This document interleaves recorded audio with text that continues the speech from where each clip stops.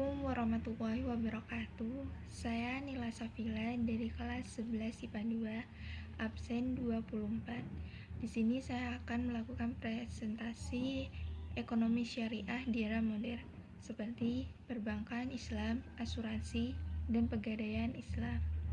Peran perbankan dalam menggerakkan perekonomian nasional sangat besar. Pasalnya, perbankan berperan di semua aktivitas ekonomi masyarakat di dunia dan termasuk Indonesia. Di tengah tekanan pandemi COVID-19 ini, peran perbankan dibutuhkan dalam membantu dunia usaha maupun kalangan masyarakat yang sedang mengalami tekanan dalam sektor ekonomi.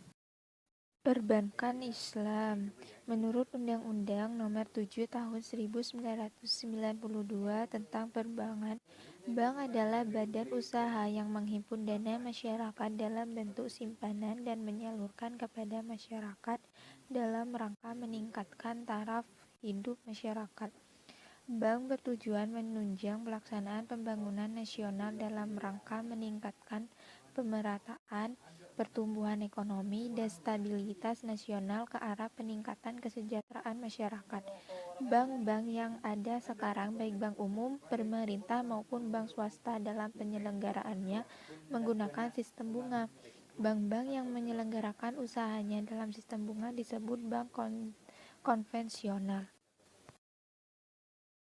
Hukum bank. Ada beberapa perbedaan pendapat di antara para ulama dalam masalah bunga bank. Ini dapat dikelompokkan sebagai berikut. A. Abu Syahro, guru besar Fakultas Hukum Universitas Kairo, dan Dr. Muhammad Abdullah Al-Arabi menyatakan bahwa bunga bank termasuk riba nasiah yang dilarang oleh Islam. B. Prof. Dr. Ahmad Syarqah, pakar ekonomi syariah, berpendapat bahwa sistem perbankan yang kita pakai sekarang sebagai realitas yang tidak dapat kita hindari. Umat Islam boleh bermuamalah dengan bank konvensional atas dasar dalam keadaan darurat dan bersifat sementara. C. Sebagian ulama yang lain berpendapat bahwa bank termasuk syubhat, yakni belum jelas halal atau haramnya.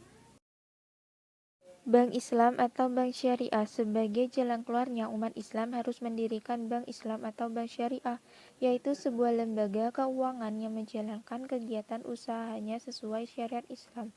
Pada bank syariah ini menerapkan sistem bagi hasil. Di Indonesia pada tahun 1991 telah berdiri Bank Muamalah Indonesia yang diprakarsai oleh Majelis Ulama Indonesia dan didorong oleh Ikatan Cendekiawan Muslim Indonesia serta didukung oleh para pengusaha dan para ahli perbankan Muslim. Untuk menghindari riba dan bunga sebagaimana yang terdapat pada bank konvensional, maka bank Islam menggunakan beberapa produk, yaitu A. Wadiah atau titipan, yaitu titipan uang tabungan. B. Mudharabah atau kerjasama ekonomi. C. Musyarakah atau persekutuan, yaitu kerjasama antar pihak bank dan pengusaha dalam saham pada usaha.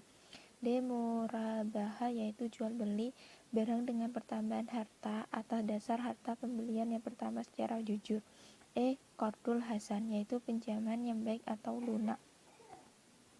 Perbedaan bank konvensional dan bank syariah. 1. Bank konvensional landasannya adalah peraturan perundang-undangan negara, sedangkan bank syariah landasannya adalah hukum Islam, yaitu Al-Quran. 2. Bank konvensional menggunakan sistem bunga, sedangkan bank syariah menerapkan bagi hasil. Persamaan bank konvensional dan bank syariah. 1. Sebagai sentral peredaran uang. 2. Tempat tukar-menukar mata uang. 3. Untuk mengawasi peredaran uang dan mengendalikan inflasi. 4. Tempat penyimpanan uang yang paling aman. Asuransi. Menurut Pasal 11 Undang-Undang Nomor 2 Tahun 1992, asuransi adalah perjanjian antara dua pihak atau lebih di mana pihak penanggung mengikatkan diri kepada pihak tertanggung dengan menerima premi asuransi untuk memberikan penggantian kepada tertanggung karena kerugian atau kehilangan keuntungan yang diharapkan kepada pihak ketiga yang mungkin akan diderita tertanggung yang timbul dari suatu peristiwa yang tidak pasti. Tujuan mengadakan asuransi dapat ditinjau dari dua segi. Satu, pihak tertanggung. Tujuannya agar terhindar dari risiko kerugian yang lebih besar yang mungkin terjadi di kemudian hari akibat suatu musibah yang tidak dapat dipastikan. Dua, pihak penanggung. Tujuannya adalah mengumpulkan iuran berupa uang premi dari para peserta yang digunakan untuk memberikan santunan kepada tertanggung yang terkena musibah. Dasar hukum asuransi. Ulama yang mengharapkan asuransi antara lain Syekh Syahid Asy-Syabiq dan Syekh Yusuf Al-Qardawi dengan alasan yang mereka kemukakan yaitu sebagai berikut. Asuransi pada hakikatnya sama atau serupa dengan judi, mengandung unsur hakikatnya ketidakjelasan, mengandung unsur riba, mengandung unsur pemerasan, premi yang sudah dibayarkan digunakan untuk usaha yang mengandung riba. Kelompok ulama Islam yang menghalalkan asuransi antara lain Syekh Abdul Wahab Khalaf dan Syekh Muhammad Yusuf Musa, yaitu antara lain asuransi Islam harus berdasarkan penegak nilai-nilai Islam yang menghindari sistem riba, manipulasi, eksploitasi, harus berdasarkan kesepakatan, memiliki prinsip saling menguntungkan kedua belah pihak, harus mengandung kepentingan umum, harus dijalankan dengan sistem mudharabah. Pegadaian Islam. Gadai artinya menjadikan barang atau benda berharga sebagai suatu jaminan utang dan dapat dijadikan alat pembayaran utang tersebut jika dalam batas waktu yang disepakati tidak mampu mengembalikan uang yang dipinjamnya. Hukum pegadaian sebagai lembaga keuangan non-bank adalah mubah atau boleh.